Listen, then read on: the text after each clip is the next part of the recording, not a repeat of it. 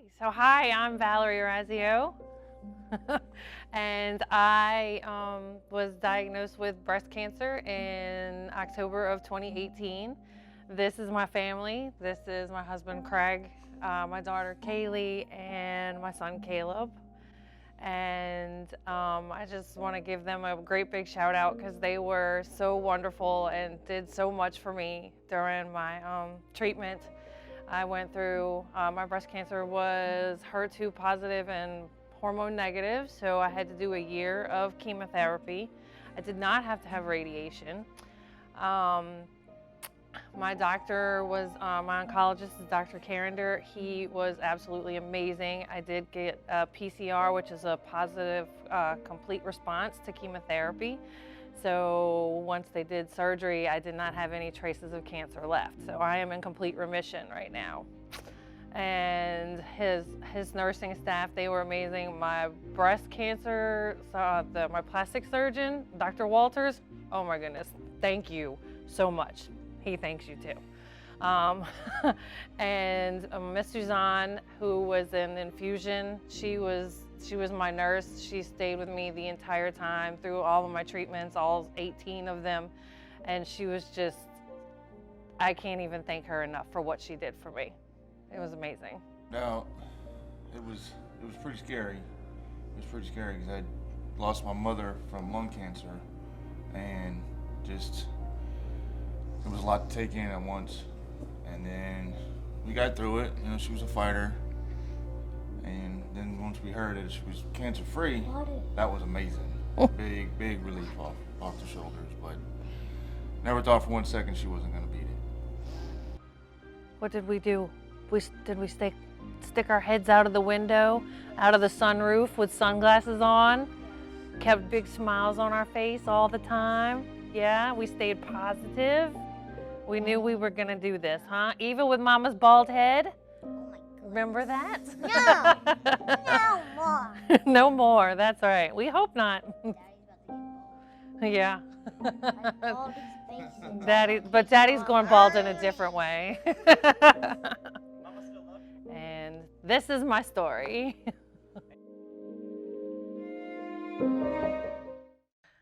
I exploded into my family's life like a rock star. I was the first of many things. First child, grandchild, niece. I got so much attention. That didn't last long though, because 11 months later, my sister and very best friend was born. As a bonus, I was born with club feet because medication that was given to my mom during her pregnancy caused it. My doctors weren't sure if I would ever be able to walk properly. I went through Children's Hospital in New Orleans. They performed a new surgery on me that had never been done before. They used part of my hip to make an ankle, and I did learn how to walk after spending my first 2 years with my legs in casts.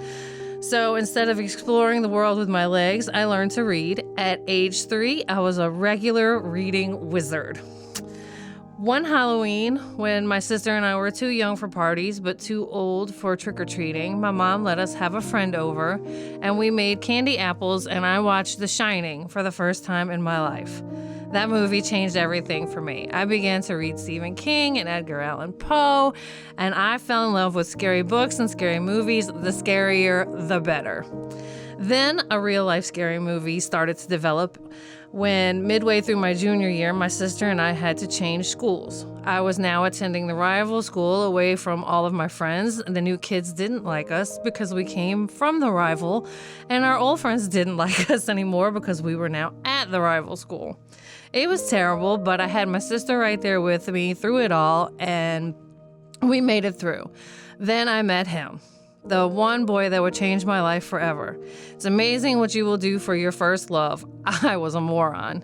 He got me into drinking and in drugs, and at one point I almost died. I went through rehab and walked away from all of those people, including him. And I mean, I love scary movies, but even I didn't want to be around that nightmare anymore. It was one of the hardest battles I've ever had to fight, but it made me so strong. It wasn't until the day my sister left for college that I realized that I had control over my own destiny. With tears in our eyes, my mom and I packed up her U-Haul and got her stuff ready. hooked up her car, and set off for Orlando. She cried the entire way to Tallahassee. I drove the U-Haul. She cried the whole time. And at that moment, I knew I had to be strong for her so she would know that she could be strong for herself. I did not cry not one single time during that trip until my plane started flying away. I cried so hard. It had always been me and her since as far back as I could remember. But now I realized that I needed to do this life on my own. My wake-up call came from my phone call that I had cancer. At first, I was sad, defeated, and distraught.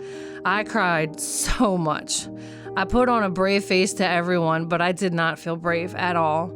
When I met with my surgeon, it changed. I decided to stop feeling sorry for myself and to start fighting. I went to see my oncologist and he told me everything that would happen, but I was too numb to listen to what he was saying. The first day of chemo, when I was sitting in that chair waiting to be pumped full of those chemicals, I was scared to death.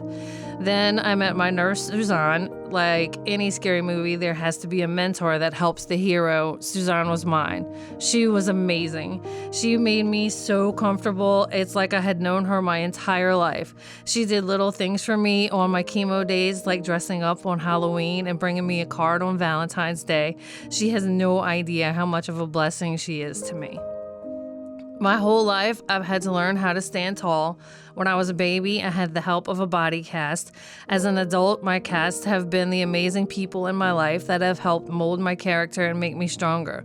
Whether it was my sister for always being there for me, or my chemo nurse for helping me have fun while I took my medicine. It's the supporting characters that I have that have helped me to become the hero of my life's movie.